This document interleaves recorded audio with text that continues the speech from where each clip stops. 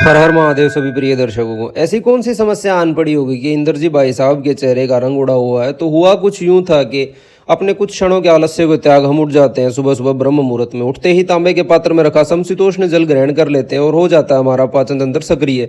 इसके कुछ देर बाद ग्रहण करते हैं हम 3 ग्राम शोधित शिलाजीत का, जो कि उत्तम शारीरिक क्षमता की स्थापना में सहायक है। अब शहर के अनुसार वस्त्र आदि धारण कर हम निकल पड़ते हैं सुबह की पैदल यात्रा करने के लिए। बाहर आते ही हमें एहसास हुआ कि रात को जो जोरदार आवाजें हमें सुनाई पड़ रही थी वो तेज बारिश की ही थी और सुबह सुबह की शीत लहर मानो अंतरात्मा को छू रही थी। अब जैसा कि कुछ दिन पहले ही हमने बताया था कि एक नई व्यायामशाला के बारे में, तो आज विचार था वहीं जाने का। अब हर बुद्धिजीव को ज्ञात होगा कि दुविधाएं उत्पन्न होने लगती हैं जब लोग इच्छाओं और ज़रूरतों का फर्क भूलकर उन्हें खुद पर हावी होने देते हैं। खैर, निर्णय लेने की क्षमता ही हमें जानवरों से कुछ भिन्न बनाती है। इन्हीं सब विचारों के साथ आप पहुंचते हैं व्यायामशाला। वीडियो आदि बनाने का ज़्यादा समय था नहीं, अतः जल्दी से अपना वजन उठाने का अभ्यास पूरा करते हैं और वापस निकल पड़ते हैं घर की तरफ, क्योंकि अस्पताल खोलने का समय भी हो रहा था।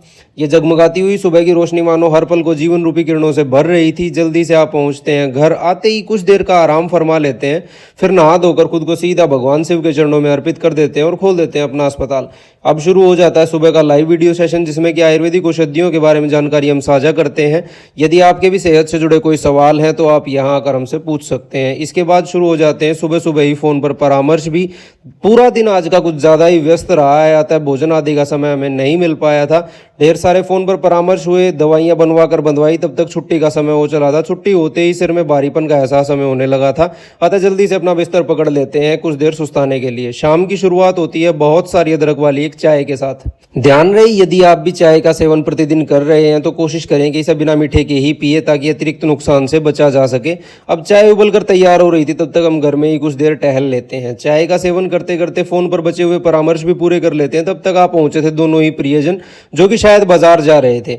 जाना हमें भी था, क्योंकि एक कुर्ता पजामा हमने बनवाया था वो अब तक ठीक नहीं हो पाया था, अतः निर्णय हुआ इनके साथ ही जाने का।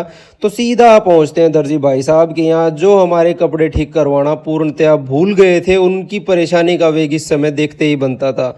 अब उन्होंने फिर से हमें आश्वासन दिया कि कुछ देर में ही वो सब ठीक कर देंगे, अतः हम वहाँ से निकल पड़ते हैं शहर की कुछ गहराई में, क्योंकि हमारी प्यारी बहन को अपने लिए कुछ खरीदारी करनी थी और हमारे समय व्यतीत करने का भी कोई और विकल्प नहीं था। गहराई शब्द का प्रयोग या शायद कुछ लोगों को अटपटा लगे, किंतु कुछ देर में ही आप लोग समझ जाएंगे। भीड़ से भरी तंग गलियों को चीरते हुए आगे बढ़ चलते हैं खरीदारी करने के लिए। हमारी बहन देखने लग जाती है अपने लिए कुछ जूतियाँ, और यहाँ हमें आभास होता है कि काफ़ी समय व्यतीत होने वाला है, अतः मैं और मोहित वापस निकल पड़ते हैं कुछ दूर पैदल यात्रा करने के लिए। और थोड़ा सा दूर चलते ही हमें दिख जाते हैं दही बड़े वाले भाई साहब, जहाँ अच्छी खासी भीड़ लगी हुई थी। अतः निर्णय हुआ एक प्लेट दही बड़े हम भी खा लेते हैं। खाने के बाद फिर से अपनी पैदल यात्रा को आगे बढ़ाते हैं। अब मोहित इच्छा जाहिर करता है कि थोड़ा सा अनानास का रस इसे ग्रहण करना है, जिसकी इच्छा मुझे तो जरा भी नहीं हो रही थी। अतः हम रुकते हैं जूस वाले भाई साहब के, इसके लिए एक गिलास जूस लेते हैं और फिर से आगे बढ़ चलते हैं, क्योंकि अभी तक बहन की खरीदारी पूरी नहीं हुई थी और एक जगह खड़े रहना वैसे भी काफ़ी बेचैन करने वाला अनुभव रहता है। अब अंदाज़ा नहीं था कि पैदल चलते चलते हम इतना दूर आ जाएंगे, क्योंकि हम वहाँ पहुँचे दर्जी भाई साहब तक, जिन्होंने काम चलाऊ सा सब कुछ कर दिया था। और हमने भी निर्णय लिया कि इन्हें ज़्यादा परेशान हम नहीं करेंगे और अपने कपड़े इनसे ले लिए।